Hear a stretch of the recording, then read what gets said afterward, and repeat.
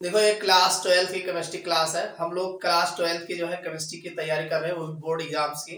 तो board exams में हमने जो है पिछले लेक्चर्स में जो है हाइड्रोएल्केन और हाइड्रोएरिन्स के व्हाट हैपेंस यानी क्या होता है जब और कैसे प्राप्त करोगे, हमने पिछले लेक्चर्स में देखा है।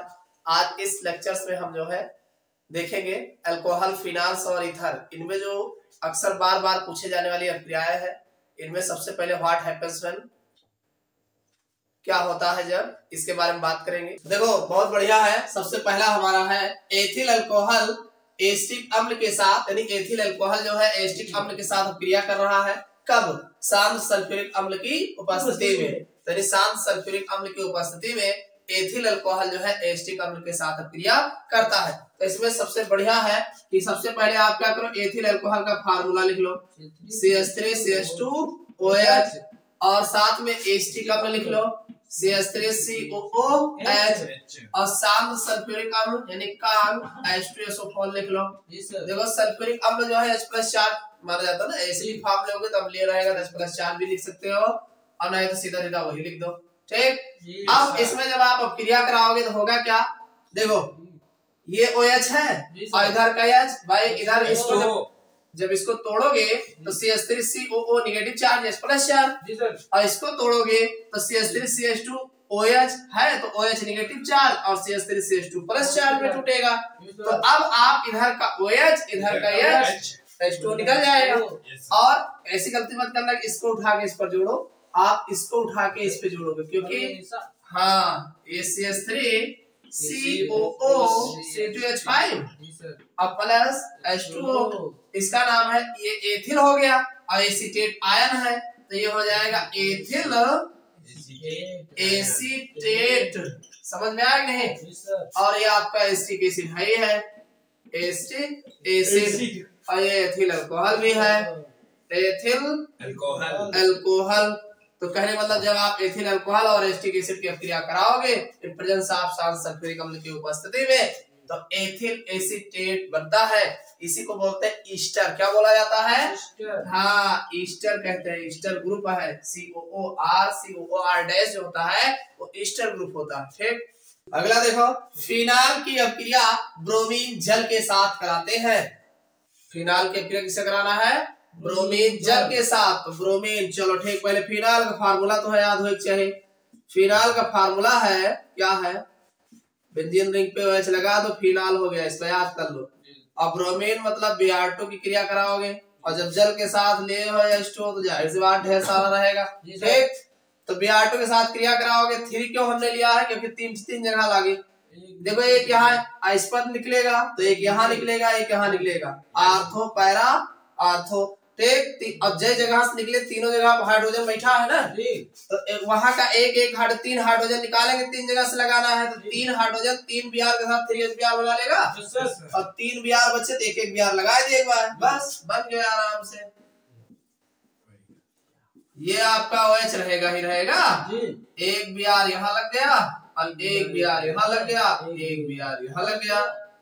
तो ये आपका देखो नंबरिंग करोगे 1 2 3 4 5 6, तो 2, 4, 6 ट्राई ब्रोमो फिनाल तो आवे करें जी सर, तो ये हो जाएगा 2 4 6 ट्राई ब्रोमो फिनाल। तो यानी फिनाल की अभिक्रिया जब ब्रोमीन जल के साथ कराते हैं, ब्रोमीन जल मतलब ब्रोमीन जल कहा बोला जाता है। ठीक है। तो यानी H2O की उपस्थिति में होगा, तो ब्रोमीन ये फिनाल है, नाम रटे रहो। फिनाल की क्रिया ब्रोमीन जल के साथ कराते हैं, 2 4 6 ट्राई ब्रोमो फिनाल प्राप्त होता है। ठीक।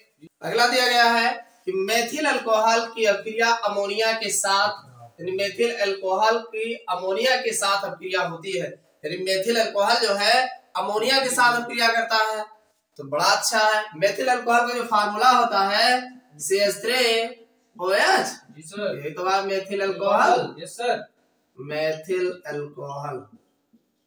और अमोनिया का फार्मूला NH3। देखो NH3 है एक, अरे NH3 आप जानते हो NH2 ग्रुप रहा था, समझ में आ नहीं? जी सर। H+4 तो माइनस बचे जी, तो ये हो गया H+4। देखो CH3OH कहानी कहा है, CH3 के बारे में तो नहीं पता है, लेकिन OH का जानी था निगेटिव वो थी, तो जाहिर सी बात है पॉजिटिव है फिर।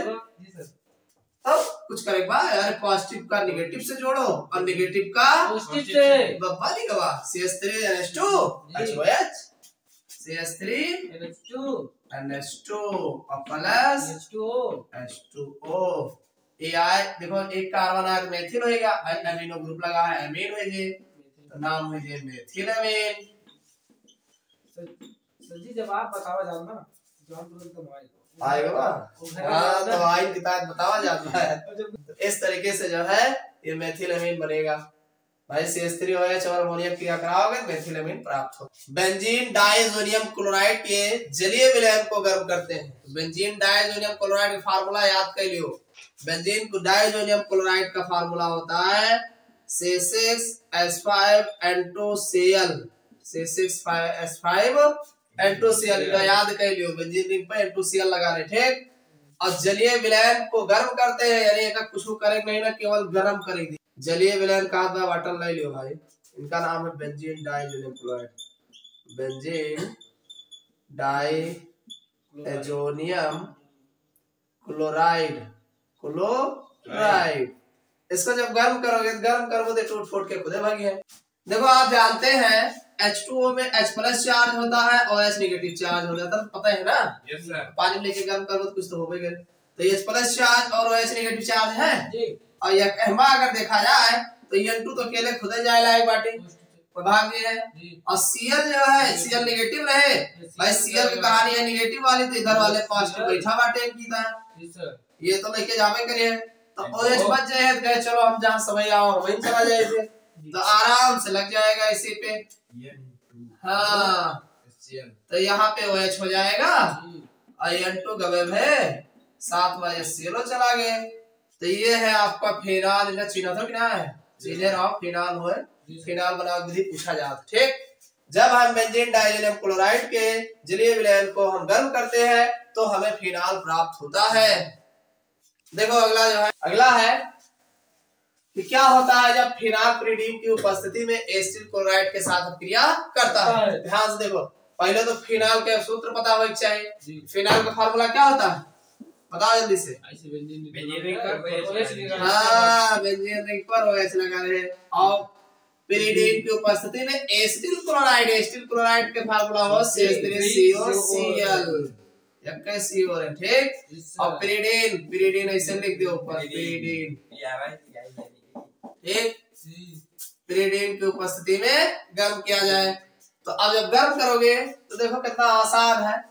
CH3COCl में अगर गौर से देखा जाए तो CH3CO प्लस Cl नेगेटिव रहते, CO पॉजिटिव बनोगे करिए, और यहाँ का H प्लस चार्ज अगर निकल जाए तो यहाँ नेगेटिव चार्ज बने, तो इनके प्लस चार्ज इनके नेगेटिव चार्ज HCl निकल जाए, और ये C प्लस वाले फिर यहाँ लग जाए, फिनाल आवे करे, इनका जाने रहो फिनाल हो गया। ये एसिटिल क्लोराइड इनके ठीक से याद कर लो भाई, एसिटिल क्लोराइड बार बार मिला तो एकदम ठीक से याद कर लो। तो ये आपका फिनाल के ऊपर जो है आपका लग जाएगा ओ हरावे हुआ, और COCH3 लगाए देख है, और HCl तो गबर है, तो मैंने बताया। तो ये आपका क्या बन गया, ये बनेगा फिनिल एसीटेट। समझ में आ गए? यस कुछ नहीं, देखो ऐसे लिखे हो, ऐसे भी लिखा जाता है C6H5OH है, और इस पर जब क्रिया कराओगे तो इधर का H इधर का Cl जब निकलेगा तो बन जाएगा CH3CO C6H5। यस सर, ऐसे बने।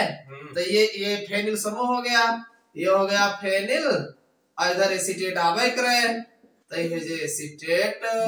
समझ में आ गए नहीं? Yes sir. हाँ तो वही है, बस लिखने में थोड़ा चेंजिंग है, तो फेनिल एसीटेट प्राप्त होता है। देखो कमाल कहाँ पे है, जब फिनाल की क्रिया में एसिटिल क्लोराइड से कराते हैं, कब, पिरिडीन की उपस्थिति में, तो यहाँ पे अब क्रिया कर रहा है, फेनिल एसीटेट बन रहा है। अगर आप पिरिडीन के उपस्थिति अलावा निर्जल AlCl3 ले लेते हो, क्या ले लेते हो, निर्जल AlCl3, तो हिया ना लगता है, हिया का H निकलता है, बगल वाले के HCl निकल जाते, बगलिया लाग जाते हैं घूम के। समझ में आ गए नहीं? तो वो दूसरा बनता, तो ये आप जाने रहिए प्रीडीन जब होगा तो ये इसी ग्रुप पर अटैक करेगा। ठीक, अगला है डाई एथिल ईथर की अभिक्रिया PCl5 से कराते हैं। तो पहले डाई एथिल ईथर के फार्मूला ले लो। डाई एथिल कहा था, इसका मतलब C2H5O C2H5।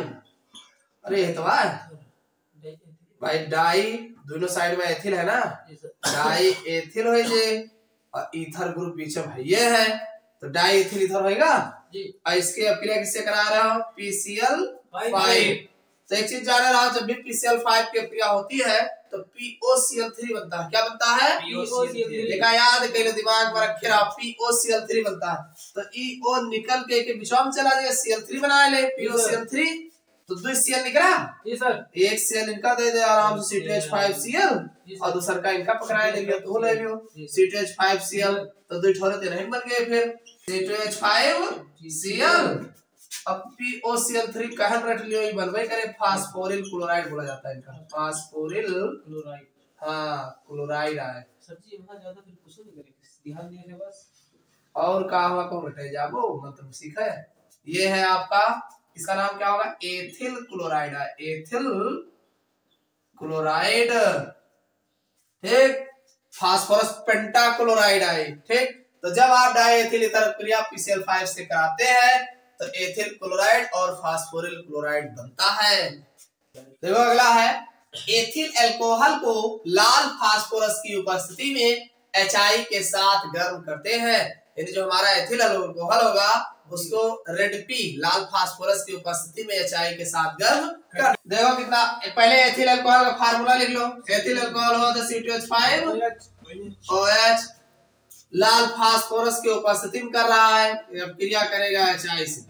ठीक, और ऊपर लिख दिया रेड P, लागे कि हाँ लाल फास्फोरस की उपस्थिति के। देखो होगा क्या, देखो एक चीज ध्यान रखना, कभी भी HI की अभिक्रिया जब होती है लाल फास्फोरस, अक्सर लाल फास्फोरस की उपस्थिति में मिले, ऐसा नहीं कि बिना लाल फास्फोरस के उपस्थिति में HI की अभिक्रिया हो रही। तो एक चीज ध्यान रखो दिमाग में, I2 बनता है। क्या बनता है? I2। यानी HI जो है I2 जरूर बनाएगा। तो I2 कब बनाया जाएगा? दूठी लहरा तो बनाएगा जी गुरु जी, बिना लहर तो बन ना जाए। तो अब ये I2 बन गया। ठीक, एक HOH के साथ तो H2 बना लेगा। यस, तो अब ये तो कुछ लागे चाहिए, तो एक H क्या लाग जे दुठ बाय ना, और एकवा I2 बनिन गवा बाय, तो बराबर तो होगा C2H6 हो जे, C2H6 और प्लस H2O प्लस I2 बल्कि का हुआ इथेन है। का हुआ इथेन, इथेन और HI आवे करे आया एथिल अल्कोहल। समझ में आएगा? जब हम एथिल अल्कोहल की अभिक्रिया जो है HI के साथ रेड P की उपस्थिति कराते हैं तो एथेन प्राप्त होता है। देखो अगला है, ये बहुत इंपॉर्टेंट है, इसमें से हर साल काठी फंसता है। एथिल अल्कोहल शांत सल्फ्यूरिक अम्ल की उपस्थिति में अलग अलग ताप पर अभिक्रिया करता है। यानी एथिल अल्कोहल जो है शांत सल्फ्यूरिक अम्ल की उपस्थिति में अभिक्रिया करता है, लेकिन जैसे जैसे ताप इसका बदलता जाता है वैसे वैसे इसका प्रोडक्ट चेंज होता जाता है। तो सबसे पहले हम स्टेप में बात करेंगे कि एथिल अल्कोहल जो है C2H5OH जो है ये शांत सल्फ्यूरिक अम्ल कांग H2SO4 के साथ क्रिया करता है 100 डिग्री सेल्सियस ताप। कितने पे? तो एक चीज ध्यान रखना, ये अब इसमें क्या होगा कि ये 100 डिग्री सेल्सियस ताप पर देखो ये H2SO4 है। Yes sir, H plus charge और HSO4 नेगेटिव चार्ज, ऐसे बने जी। यस सर, अगर का तोड़ब हम तो H plus charge HSO4 negative charge, तो H प्लस चार्ज और OH नेगेटिव चार्ज मिल करके जो है H2O बना लेगा। कुल मिला के H2SO4 के काम है यार पानी निकालेगा। ठीक, तो H2O निकल जाएगा और ये इसी में सरक के जुड़ जाएगा, तो ये बन जाएगा। देखो कोई जरूरी नहीं ऐसे लिखो, प्लस लगा के भी इसको लिख सकते हो। तो ये बन जाएगा C2H5HSO4 और प्लस H2O, तो इसका नाम है ethyl hydrogen sulphate. Ethyl hydrogen sulphate यानी कहने मतलब जब हम 100 डिग्री सेल्सियस ताप पे गर्म करते हैं तो हमें एथिल हाइड्रोजन सल्फेट प्राप्त होता है। समझ में आ गया? yes, चलो दूसरा ले लो। दूसरा में क्या है, अब की बार टेम्परेचर और बढ़ा। देखो तो अब की बार क्या होगा, जैसे C2H5OH है और यही वहां और डारे है ये हो ढेर सारा एथिल अल्कोहल ले हो और यहाँ कांग H2SO4 की उपस्थिति में 140 डिग्री सेल्सियस गर्म किया, 120 से 140 डिग्री सेल्सियस गर्म कर दिए। तो अब की बार क्या होगा, अरे H2O तो निकाल एक बार, तो H2O निकाल दियो, तो अब की अल्कोहल के दो अणु में से H2O निकल जाएगा, तो बना का C2H5O, C2H5, ये बन जाएगा C2H5O, C2H5 और प्लस H2O बनवाई करे, तो ये आपका आ जाएगा डाई एथिल ईथर बन जाएगा। कब बना, 140 डिग्री सेल्सियस ताप पे, ध्यान रखना नहीं तो गड़बड़ा जी, ठीक। तो ये आपका डाई एथिल अल्कोहल से जो है का 140 डिग्री सेल्सियस ताप पे जो है डाई एथिल ईथर बनता है। तीसरा देख लो, अब की बार CH3 CH2OH, ठीक, इसको हम गर्म करेंगे कांग H2SO4 की उपस्थिति में, अब की बार 170 डिग्री सेल्सियस, बस ऐसे ज्यादा गर्माव जरूरत है पड़े। 170 डिग्री सेल्सियस ताप पर जब गर्म करेंगे तो अब की बार क्या होगा, ये निकले तो भाई H2O निकले का H2O, बस समस्या का है कि अब की केहू दूसरे से ना रिएक्शन करे, अब की OH जो है यही वहां का H निकाल ले, तो इनका एक बॉन्ड कम है जे और इनका एक कम है जे, तो CH2 डबल बॉन्ड CH2 बन जे, CH2 डबल बॉन्ड CH2 और प्लस H2O, तो यह एथीन का एथीन, हाँ जी का एथिलीन भी बोला जाता है, ठीक। Yes sir. तो देखो डिफरेंट टेम्परेचर पे आप पहले 100 पे जब गर्म करोगे तो H2SO4 स्वयं जुड़ जाए, H2O निकाल दे, एथिल हाइड्रोजन सल्फेट बनेगा, और अगर आप 140 गर्म करते हैं तो दो पार्टिकल अल्कोहल के आपस मिलकर डाइएथिल ईथर बनाते हैं, और अगर आप 170 डिग्री सेल्सियस गर्म करते हैं तो आपके उसी अल्कोहल में से H2O निकल जाएगा और एथीन प्राप्त होता है। ये बहुत पूछा गया एथीन बनाने की विधि, समझ में आया नहीं? yes, बहुत इंपॉर्टेंट है, इसको कर लो। तो ये तो था अल्कोहल फिनाल ईथर से जो बहुत ही महत्वपूर्ण क्रियाएं थी।